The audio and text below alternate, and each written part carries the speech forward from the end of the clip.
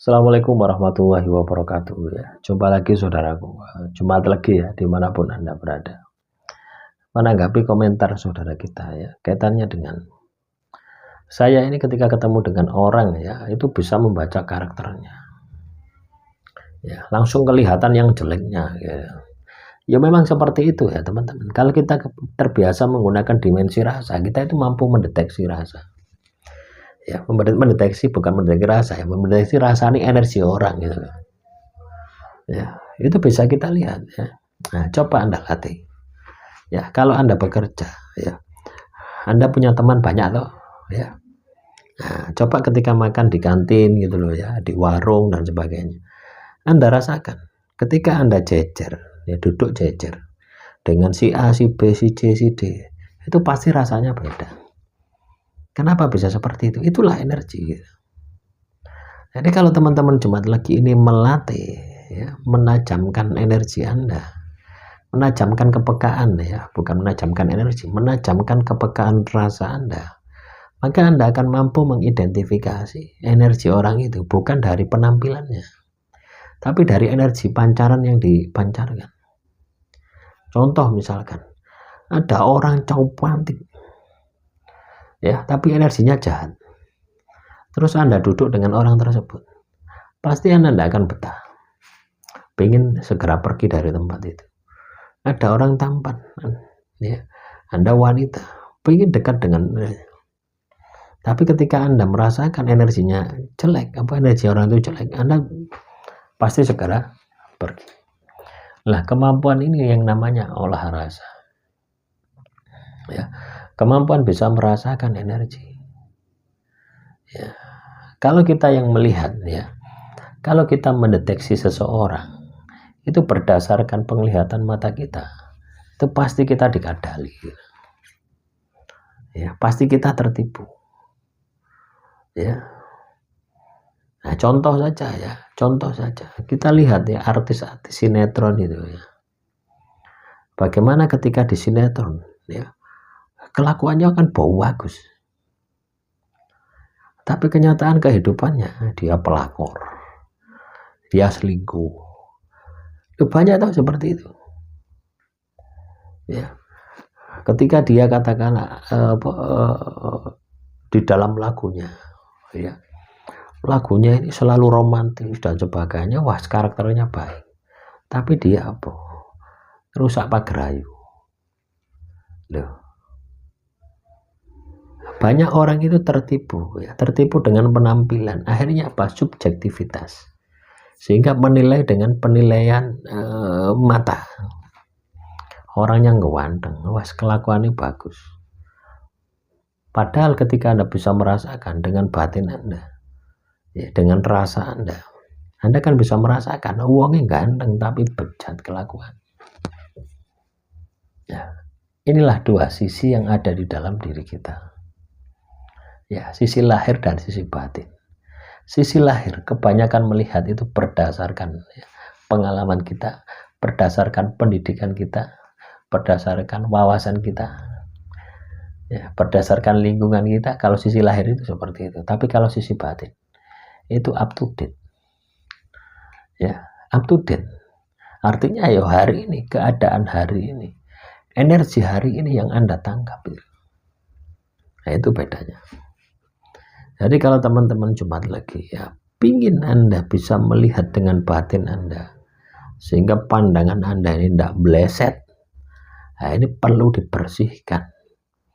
Perlu Anda memiliki kemampuan untuk bisa memisahkan mana penglihatan batin, mana penglihatan pikiran. Artinya Anda harus bisa mengendalikan diri Anda.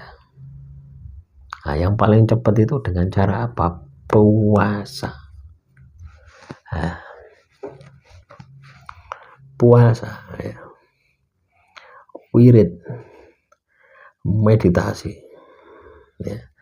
Orang meditasi itu kan mengendapkan pikiran ya, supaya pikirannya tidak liar ya. Kalau pikirannya liar itu akan muncul subjektivitas. Subjektivitas itu apa ya, menafsirkan itu loh teman-teman, menafsirkan berdasarkan penglihatan saya gitu ya. Contoh misalkan ya, saya punya HP ini, HP Infinix ini. Nah, tentunya saya akan tafsirkan ya, HP ini menurut persepsi saya, menurut pemahaman saya tentang HP ini.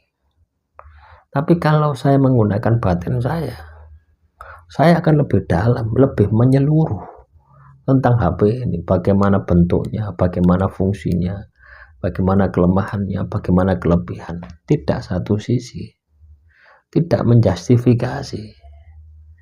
Ya, kalau saya melihat ini dengan pikiran saya akan menjustifikasi. Oh, HP Infinix ini lemot wis.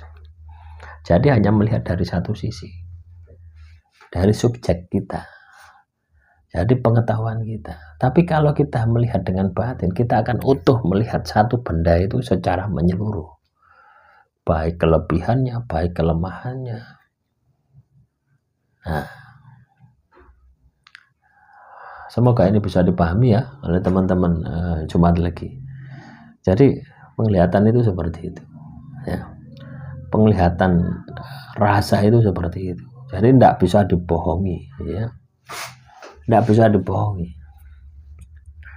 ya. Sama halnya ketika Anda ini ya, ketika Anda ini sedih, ketika Anda ini bahagia, apakah Anda bisa menutupi kebahagiaan Anda?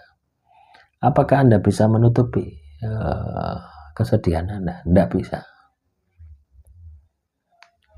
Jadi usahakan ya, kita ini melatih itu ya, melatih menggunakan dimensi batin kita.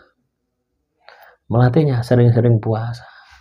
Orang kalau puasa itu pasti ya, batin itu kan menahan gitu. Itu sama dengan olah batin.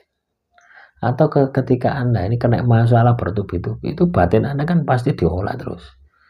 Itu juga bisa membangkitkan kepekaan rasa Anda. Ya. Jadi teman-teman Jumat lagi ya, belajar untuk mengenal diri kita, belajar untuk mengenal batin kita ya. Sebagaimana Anda ini ketika ngomong dewe itu pada artinya, pada hakikatnya adalah belajar untuk menggunakan dimensi batin. Ketika Anda terbiasa dengan menggunakan dimensi batin, maka otomatis kemampuan mata batin Anda ya lama-lama pasti akan terasa. Ya, lama-lama pasti akan bisa digunakan. Lama-lama juga pasti peka. Sama, dulu saya juga melatihnya ya. Ketika melatih ingin mendeteksi sebuah pusaka, ini ada kodamnya atau enggak ya. Itu tak latih ya. Tak latih. Sehari sebulan enggak kelihatan. 2 bulan enggak kelihatan, setahun enggak kelihatan, 4 tahun baru kelihatan. Ya sekarang itu enggak perlu kita harus proses yang lama untuk bisa melihat itu ya. 1 detik sudah kelihatan.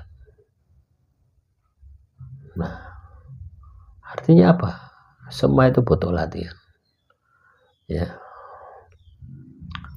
Demikian yang bisa saya sampaikan. Semoga materi kali ini bisa menambah wawasan Anda dan Anda bisa menjadi lebih semangat lagi. Wassalamualaikum warahmatullahi wabarakatuh.